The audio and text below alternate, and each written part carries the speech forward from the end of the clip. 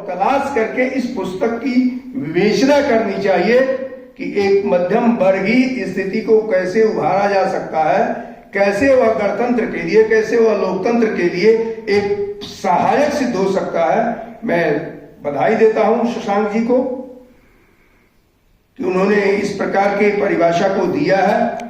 मुझे लगता है कि सबको इस पर विचार करना चाहिए। हमें समाज को जोड़ना चाहिए, तोड़ना नहीं चाहिए। जैसे कभी संसद के दरवाजे पर एक महान समाजवादी चिंतक डॉक्टर राम मनोहर लोहिया ने कहा था,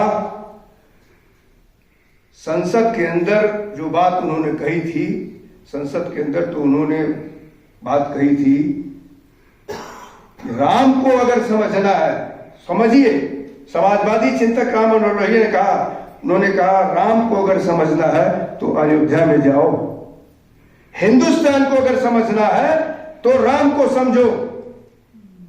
वह राम जिसने अपनी गद्दी को भाई को देकर के चल देता है, उनके लिए जो दबे कुचले लोग हैं, जो वनों में रहते हैं, जिनकी संस्कृति को समझना है, जिनको उठाना है, अगर हिंदुस्तान को समझना है तो राम को समझो।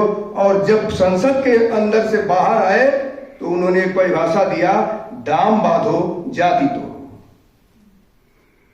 डॉक्टर राम मनोहर लोहिया ने कहा था, दाम बांधो जाति तोड़ो। आज भारत भले टूट जाए लेकिन हम सुरक्षित रहें, हमें वोट मिलना चाहिए। इस प्रकार की परिभाषाएं की जाती हैं। मैं किसी दल का नाम नहीं ले सकता हूं, राजभवन संवैधानिक संस्था है, इस नाते दल का नाम नहीं ले सकता हूं, लेकिन विचार इस मामले में जरूर व्यक्त कर सकता हूं कि सबको भारत को जोड़ने के लिए चलना चाहिए और जागृति यात्रा इसी भारत को जोड़ती हुई दिखती है। बहुत बहुत धन्यवाद।